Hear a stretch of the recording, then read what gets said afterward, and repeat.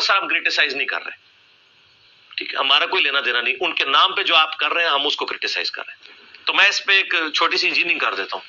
حضور محبوب سبحانی رضی اللہ تعالیٰ عنہ فرماتے ہیں کہ مجھ کو میرے رب نے ایک سجل یعنی اقرار نامہ یا عہد نامہ عطا فرمایا, جس کا طول جو ہے کتنا لمبا ہے, وہ رجسٹر مشرق سے مغرب تک ہے. تو جنیا تھوڑ جا 2 قدم اور بڑھا. اور ایک روایت ہے کہ مثل طول نظر کے ہے, یعنی جہاں تک نگاہ پہنچتی ہے اتنی اس کی لمبائی ہے. اس میں میرے سلسلے والوں کے نام لکھے ہیں, اور دیکھ لو اور لکھا ہے کہ یہ سب بخشے گئے. سبحان اللہ. ایک مرتبہ آپ نے مالک دوزخ, حضرت مالک جو ہیں وہ دوزخ کے داروغہ ہیں, کہانی تے کہانی, ان سے پوچھا تمہارے یہاں کوئی شخص میرے سلسلے والوں میں سے بھی ہے؟ نہیں. انہوں نے کہا جو کوئی آپ کے ساتھ نسبت رکھتا ہو اس کے رکھنے کا مجھ کو حکم ہی نہیں ہے. کہانی کرانی بند کرو. اللہ, یہ بات ہے نسبت والوں کی. کہ سر کہانی جے یہ اللہ والوں سے تعلق جوڑنے کی بات. شکر ہے ہمارے علماء کے لیکچرز انگریزی میں نہیں ہیں, ورنہ کوئی 4 گورے کلمہ بھی پڑھ رہے نا, وہ کہیں گے یار یہ تو سارا فراڈ ہی ہے. اللہ کرے کہ سچی غلامی, زبانی تو دعویٰ سب کرتے ہیں, غوث پاک کی سچی غلامی نصیب ہو اور ان کی برکتیں نصیب ہو. یار میرے کو گستاخی کراتے ہو تسی بزرگان, میری کوشش نہیں ہوتی, لیکن کیا کریں, نبی کی شان بیان کرنے کے لیے ضروری ہے کہ بزرگوں کی گستاخی ہو. غوث اعظم رضی اللہ تعالیٰ عنہ فرماتے ہیں جو کوئی مصیبت میں مجھے پکارے, مجھ سے مدد چاہے, میں اس کی مصیبت کو اس سے دور فرماؤں گا. تینوں وچ کس نے چمچا بنایا کڑچیا؟ اور جو کوئی میرا توسل کر کے اللہ تعالیٰ سے حاجت چاہے اس کی حاجت پوری ہو. گمراہ ہوتے دیر نہیں لگتی. کو مشکل پیش آئے تو اول 2 رکعت نفل پڑھے, پھر 111 بار درود شریف پڑھے, 111 بار کلمہ تمجید, پھر 111 بار یا شیخ عبد القادر جیلانی شیئن للہ پڑھے, یعنی یا شیخ عبد القادر جیلانی خدا کے واسطے کچھ عطا کیجئے. اللہ کے نام پہ ایک بنگلہ دلا دو ڈفینس میں, غریب نہیں ہوں امیر ہوں. تو فرماتے ہیں کہ اس کی برکت سے کئی لوگوں کے مسائل جو ہیں وہ حل ہو جاتے ہیں. لعنت ہے تیرے ایسے عقیدے کے اوپر, کلمہ پڑھ کے مسلمان ہو, بے شرم انسان. کبھی آپ بھی اس کو ٹرائی کر سکتے ہیں. میٹھے پیارے اسلامی بھائیوں اور مدنی چینل کے ناظرین, غوث پاک رضی اللہ تعالیٰ عنہ کی ذات سے بہت سو کو فیضان ملا اور ملتا جا رہا ہے.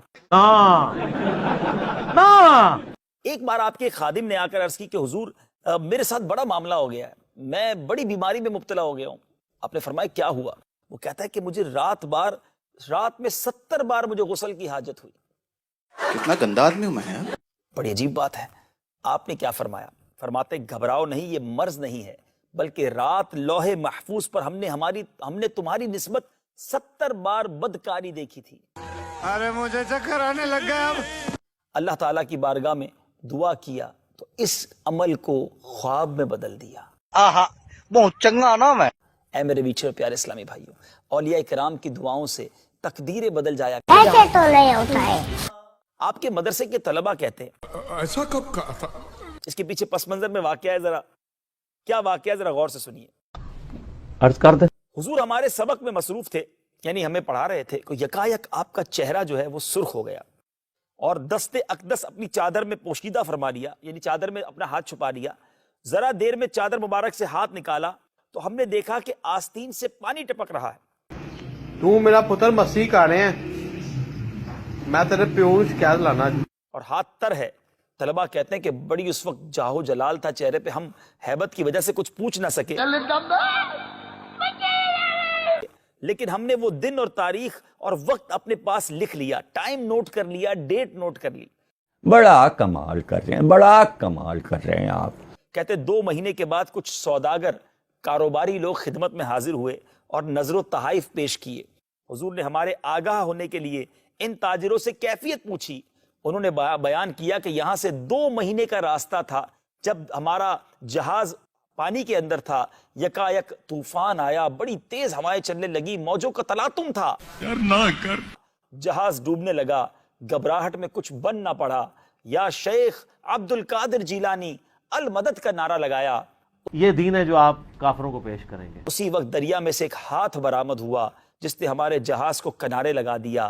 ہائے ہائے, کتنے پہنچے نے سرکار. جب وہ تاریخ، دن اور ٹائم ملایا گیا، یہ وہی وقت تھا جب غوث پاک نے گویا اپنے حجرے میں بیٹھ کر یہ کرامت دکھائی تھی۔ او کہانی بازو کوڑ مار دے جھوٹے ہو۔ بہرحال میرے میٹھے اسلامی بھائیوں، اللہ والوں کی کرامتوں کی کیا بات ہے۔ لے لو جواب، پھر ساڈے کولوں مسلمانوں کے ملک ہڑپ ہو گئے، عراق کو کھا گئے یہود و نصارہ، افغانستان کو کھا گئے، پاکستان بھی تقریباً کھا گئے، لیکن اب کوئی بزرگ توجہ بات نہیں فرما کے ان کو ہلاک نہیں کر رہے، کیونکہ اب تو میڈیا بہت عام ہے، وہ بزرگوں کو ٹی وی پر لے آئیں گے۔ تو پرانی باتیں تو جو بھی کوئی کر لے، سن سنا کے سننی، ہم کہتے ہیں پڑھ پڑھا کے سننی ہو۔ اچھا، اب اس کے مقابلے پر قرآن پاک میں وحی کا فیصلہ کیا ہے؟ بسم اللہ الرحمن الرحیم، امن یجیب المضطر اذا دعاہ ویکشف السوء، بھلا کون ہے جو کہ قبول کرتا ہے بے قرار کی فریاد کو جب وہ اس کو پکارتا ہے اور وہ اس کی تکلیف بھی دور کر دیتا ہے، وَيَجْعَلُكُمْ خُلَفَاءَ الْأَرْضِ، اور تمہیں اگلوں کا دنیا میں خلیفہ بناتا ہے، تمہارے ماں باپ مر جاتے ہیں ان کی جگہ تمہیں دنیا میں بساتا ہے۔ اِلَٰهٌ مَّعَ اللَّهِ، کیا اللہ کے ساتھ کوئی اور الہ بھی ہے جو یہ تکلیفیں دور کر دے؟ قَلِيلًا مَّا تَذَكَّرُونَ، بہت ہی کم نصیحت پکڑتے ہو۔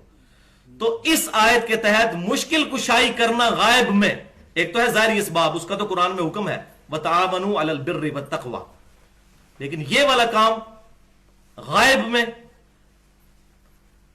ان چیزوں کے بارے میں اللہ تعالیٰ نے واضح فرما دیا، اللہ کے علاوہ کوئی تکلیف نہیں دور کرتا، اور اگر کسی کو آپ سمجھتے ہو اِلَٰهٌ مَّعَ اللَّهِ، تو اللہ کے ساتھ اس کو الہی بنانے کے مترادف ہے۔ اور اس سے بھی آگے بڑھ کر بھائیوں، سورہ یونس کی آیت نمبر 22 میں سیم یہی چیز اللہ تعالیٰ نے اپنے بارے میں بیان کی ہے۔ یہ جب کافر جو ہیں وہ سمندروں کے سفر پر نکلتے ہیں اور جہاز ان کو لے کر ہچکولے کھانے لگتا ہے، اچانک یہ بھنور میں پھنس جاتے ہیں، تو پھر خالص اللہ کو پکارتے ہیں، جب اللہ ان کو کنارے تک پہنچا دیتا ہے تو پھر اللہ کے ساتھ شرک کرنا شروع کر دیتے ہیں۔ قرآن پاک میں یہ جہازوں کو بھنور سے بچانا اللہ تعالیٰ نے اپنے ساتھ مخصوص کیا، اور یہ کہہ رہے ہیں شیخ عبد القادر جیلانی۔